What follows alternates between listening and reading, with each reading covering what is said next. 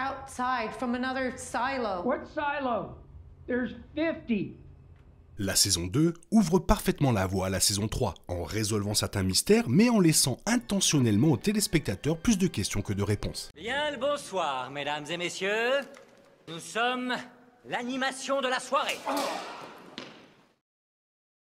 Contrairement à sa première saison, la saison 2 adopte une nouvelle approche narrative où elle divise son exécution entre deux récits parallèles. Alors que l'un de ses principaux récits se concentre sur les événements du silo 18, l'autre suit les aventures de Juliette dans le silo 17. Vers la fin de la saison, les deux récits se heurtent et présentent un final captivant qui prépare le terrain pour la saison 3, qui élargira grandement l'histoire. Avant le générique du final, la saison 2 présente également un mystérieux flashback qui ajoute non seulement de nouveaux personnages au mélange, mais laisse également la place à la saison prochaine pour répondre à de nombreuses questions. Étant donné que la série a été renouvelée pour 2 saisons supplémentaires, la saison 3 ne résoudra probablement pas non plus tous les mystères. Cependant, avec la fin de la saison 2, la série de Apple TV+ devrait faire de nombreuses nouvelles révélations dans la saison 3, qui aideront les téléspectateurs à relier les points et à comprendre où va l'histoire de Juliette.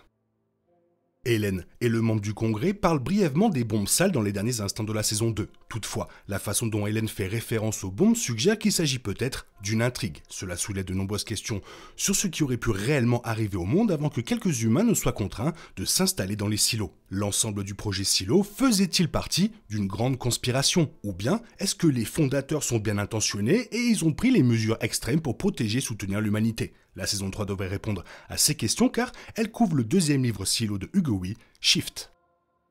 La saison 2 confirme que le silo 18 n'est pas la seule structure souterraine du monde de la série qui accueille des humains vivants. Puisqu'il y a un total de 51 silos, il semble peu probable que tous les autres silos soient morts. Même si tous les autres silos ont été détruits, il pourrait encore avoir un ou deux survivants, comme le silo 17. Si d'autres silos ont de la vie, il serait intéressant de voir comment leurs histoires seront liées au récit du silo 18 dans la prochaine saison de la série d'Apple TV+.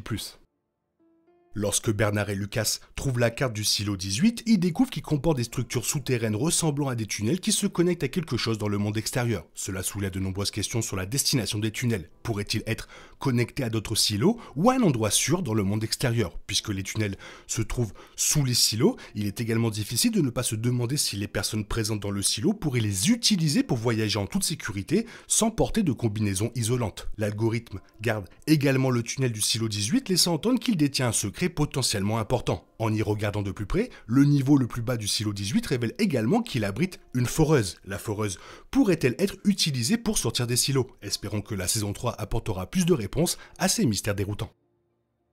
Après avoir parlé à Juliette de la procédure du dernier recours et de la manière dont elle peut l'arrêter, Solo se souvient que les personnes dans son silo allaient bien au départ lorsqu'ils sont sortis. Il affirme que son père a trouvé un moyen d'arrêter ce qui tue les humains lorsqu'ils sortent. Cependant, comme il se souvient, une étrange poussière s'est abattue sur eux après qu'ils aient quitté le silo 17 et les a tués avant qu'ils ne puissent faire quoi que ce soit. L'histoire de Solo suggère que ce qui a tué les citoyens du silo 17 était moins un danger naturel qu'un élément contrôlé. La saison 3 pourrait explorer ce qui est réellement arrivé aux habitants du silo 17 et comment certains citoyens, comme Solo, ont réussi à survivre.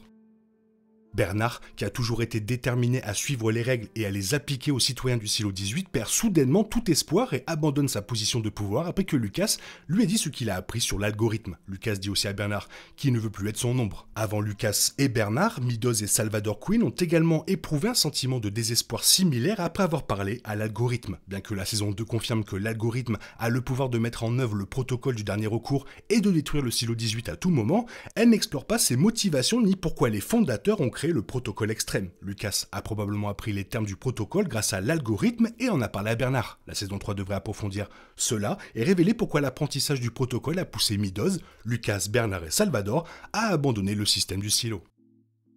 La saison 2 se termine par un flashback mettant en vedette deux personnages, Hélène et un membre du Congrès. Bien que le flashback n'entre pas dans les détails de qui ils sont et comment leurs récits sont liés au silo et à l'événement apocalyptique qui a détruit le monde, leur discussion sur une bombe sale suggère qu'une catastrophe radioactive a conduit aux événements de la série. Le membre du Congrès semble également être un initié connaissant les machinations politiques et corporatives derrière l'événement, suggérant qu'il pourrait être l'une des personnes qui a créé les silos. Avant la fin de la saison 2, la scène fait également allusion au début des développements romantiques entre Hélène et le membre du Congrès. Et étant donné que le flashback se déroule plus de 300 ans avant l'heure actuelle de la série, il est difficile de deviner comment leur récit sera lié à l'histoire globale. Cependant, on peut s'attendre à ce que la saison 3 apporte plus de réponses.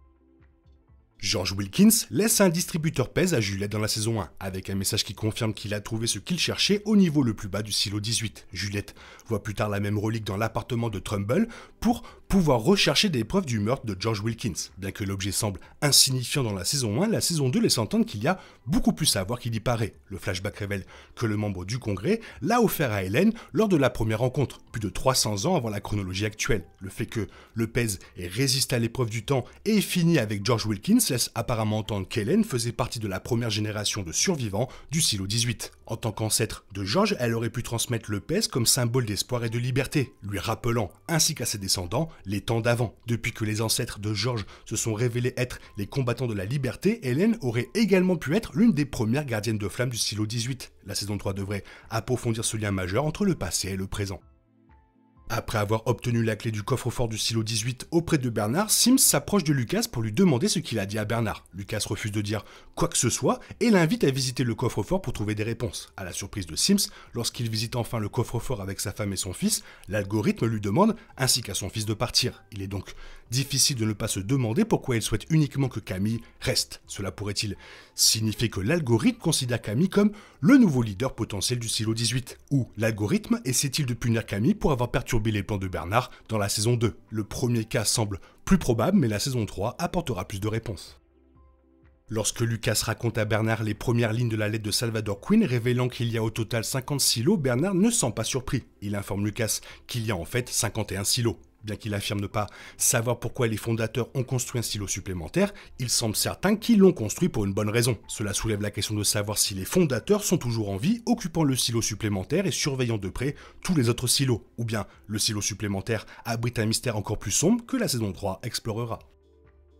Dans la scène finale de la saison 2, Bernard et Juliette se retrouvent accidentellement piégés dans le sas du silo 18. Avant qu'ils ne s'en rendent compte, les flammes engloutissent toute la pièce, les obligeant à s'allonger pour se protéger. Étant donné que Juliette utilise une combinaison de pompier du silo 17, elle survivra certainement à l'incendie du sas car sa combinaison a été conçue pour la protéger des températures élevées. Le sort de Bernard semble cependant incertain car il porte un costume de nettoyeur ordinaire. Étant donné que la combinaison du nettoyeur a également été conçue pour se protéger du monde extérieur, elle pourrait offrir une certaine résistance contre l'incendie du sas. Juliette, elle, pourrait tenter de sauver Bernard. Cependant, avant la saison 3, difficile de deviner si un personnage important comme Bernard, brillamment incarné par Tim Robbins, poursuivra ou non son voyage, même si ce n'est pas difficile de penser qu'il sera bien dans la saison 3.